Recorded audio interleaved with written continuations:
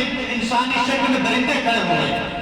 ہم نکلیں گے تو ہمیں جو ہے لوگ اپنی گناہوں بھری گندی نگاہوں سے دیکھ رہے ہوں گے. نہیں، بلکہ اور ہاں ساتھ یہ نگاہ کی پاکیزگی، یہ بد نگاہی جو نا بد نگاہی، یہ بہت بڑا جرم ہے، بہت بڑا گناہ ہے.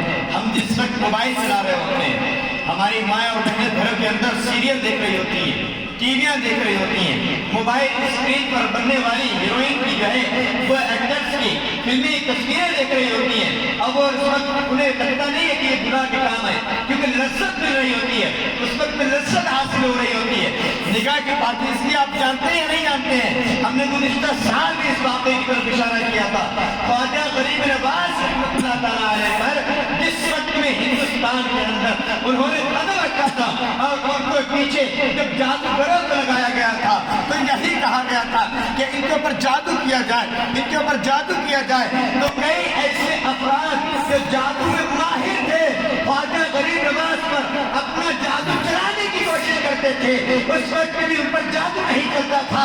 وجہ کیا تھی؟ وقت کے بادشاہ، وقت کے راجا کے پاس آ کر کے ان جادوگروں نے جو وجہ بیان کی تھی وہ یہی تھی کہ اس کی نگاہیں جب سے یہ بالغ ہوا ہے تب سے لے کر آج تک یہ نگاہیں بگڑی نہیں ہیں، کبھی بہکی نہیں ہیں. اس کی نگاہ خراب کرا دو جادو کر کے، یا تو ہم اسے پاگل کر دیں گے یا مار دیں گے. یہ بات کہی تھی. یا رسول اللہ زندہ باد، زندہ باد. نگاہ اگر پاکیزہ ہو، آج لوگ آتے ہیں نا ہمارے گھر پہ کرا دیا گیا، ہمارے گھر پہ کرا دیا گیا ہے، ہم اس بیماری کا شکار ہو گئے ہیں، فلاں نے کرا دیا گیا ہے. میرے عزیز اپنی نگاہ کی پاکیزگی کا خیال رکھو، تم پر کوئی جادو اثر نہیں کرے گا، کوئی جادو اثر نہیں کرے گا. اپنی اپنی نگاہوں پر اپنے گھروں سے گندے چینلز بند کراؤ. یاد رکھیں سیریل، ناٹک، یہ وہ جو چیزیں ہیں جو انسان کے گھر کے اندر بٹھا کر پھر بھی اس بات کی ٹیوشن دیتے ہیں کہ گناہ کی طرف مائل کس طرح ہونا ہے. نوجوان لڑکے لڑکی ملتے کس طرح سے ہے، وہ اپنے پلاننگ کس طرح سے کرتے ہیں، کلام اور غیبتیں، یہ ساری چیزیں اس کے اندر سکھائی جا رہی ہوتی ہیں، ایک دوسرے کے خلاف سازشیں سکھائی جا رہی ہوتی ہیں. میرے عزیزوں خود بھی 40 کلومیٹر پہلے لگائیں، ہماری مائیں پہلے بھی اس بات پہ پابندی لگائیں کہ یہاں پہ عرس میں آئی ہیں تو یہ پیغام لے کر کے جائیں کہ گھروں پہ جو واپس جائیں گے تو اپنے موبائل پر گندی اسکرین پر جو ہے بننے والی فلمی ایکٹرز کو نہیں دیکھیں گے، ہم وہاں پر گانے نہیں سنیں گے، ناٹک نہیں دیکھیں گے، ہم جو ہے فلم ڈرامے نہیں دیکھیں گے، بلکہ سنیں گے تو صرف مصطفیٰ کریم علیہ السلام کے نعتیں ہی سنیں گے. ارادہ کریں ہماری مائیں اور بہنیں کہ گھروں میں پلٹیں گی تو اپنے گھروں کے اندر اسلامی ماحول بنائیں گی، اپنے گھروں میں جائیں گی تو اپنے گھروں سے گندگی کو دور کریں گی، نمازوں کی پابندی اختیار کریں گی تاکہ انہیں احساس ہو کہ آج ہم کل شریف میں حاضر ہوئے تھے. ہمیں بزرگوں کی بارگاہ سے یہ چوکٹ یہ پیغام دیا گیا تھا کہ ایسا نہیں ہے کہ سال بھر پہلے بھی ہمارے کو صرف نیاز کرا کے چلے گئے، سال بھر کے بعد آئے تو صرف نیاز کرا کے چلے گئے. ان اعراض کا، ان بزرگوں کی محفلوں کا مقصد یہ ہے کہ جب تک زندگی میں رہے تب تک ہمیشہ اپنے رب کی رضا کے لیے جیتے رہے. جب دنیا سے جائے تو اس حال میں جائے، اعلیٰ حضرت کی زبان میں کہتے ہوئے جائے، انہیں جانا، انہیں مانا، انہیں جانا، انہیں مانا، نہ رکھا غیر سے کہا للہ الحمد میں دنیا سے مسلمان گیا. سبحان اللہ. اس طرح سے ہماری زندگی ایسے ہونا چاہیے. اگر آج اپنی نگاہوں کا خیال نہیں کریں گے ہماری ماں اور بہنیں اور ہمارے مرد حضرات، تو ایسے ہی گناہوں کے ساتھ ساتھ آپ ایمان پر مسئلہ بھی پڑ جائے گا. میں ہوائی باتیں نہیں کر رہا، قرآن کی جو آیت کریمہ اس کی روشنی میں بول رہا ہوں.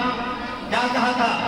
آج ہمارے سامنے لوگ آتے ہیں، 15 کے مسائل ہو گئے. سید الطائفہ حضرت جنید بغدادی رضی اللہ تعالی عنہ کی بارگاہ میں ایک شخص آتا ہے اور آنے کے بعد میں سوال کرتا، حضرت عبادت کرتا ہوں لذت نہیں ملتی، نماز پڑھتا ہوں دل نہیں لگتا، عبادت میں مٹھاس حاصل نہیں ہوتی ہے، وہ مشکل تمام عبادت کرتا بھی ہوں تو دل دیر تک قائم نہیں رہتا. تو سید الطائفہ حضرت جنید بغدادی غوث پاک شیخ عبد القادر جیلانی بڑے پیر صاحب کے دادا پیروں میں رکھتے ہیں. انہوں نے کیا جملہ ارشاد فرمایا ہے، قیامت تک آنے والے ہر مسلمان کی نصیحت کے لیے کافی ہے.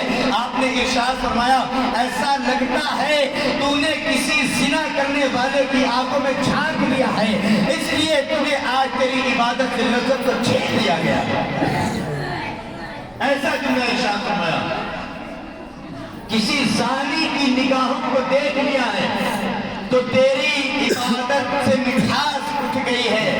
میں پوچھنا چاہتا ہوں ان لوگوں سے جو ساری رات میڈیا پر بیٹھ کے گندی فلمیں دیکھتے رہتے ہیں، جو ساری رات جو ہے گناہ کی پلاننگ کرتے رہتے ہیں، جو روڈوں پر نکلتے ہیں تو بدنگاہی بد نظری کرتے ہیں، یاد رکھیں بد نگاہی بد نظری ایسا بغار ہے۔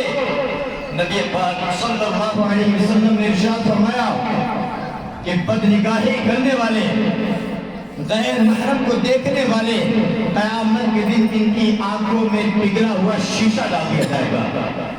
اللہ اکبر۔ ان کی آنکھوں میں یہ عذاب دیا جائے گا جنہوں نے اپنی نگاہوں کی حفاظت نہیں کی ہوگی، ان کو یہ عذاب دیا جائے گا کہ قیامت کے دن ان کی نگاہوں کے اندر جو ہے وہ آنکھوں میں پگھلا ہوا شیشہ ڈال دیا جائے گا۔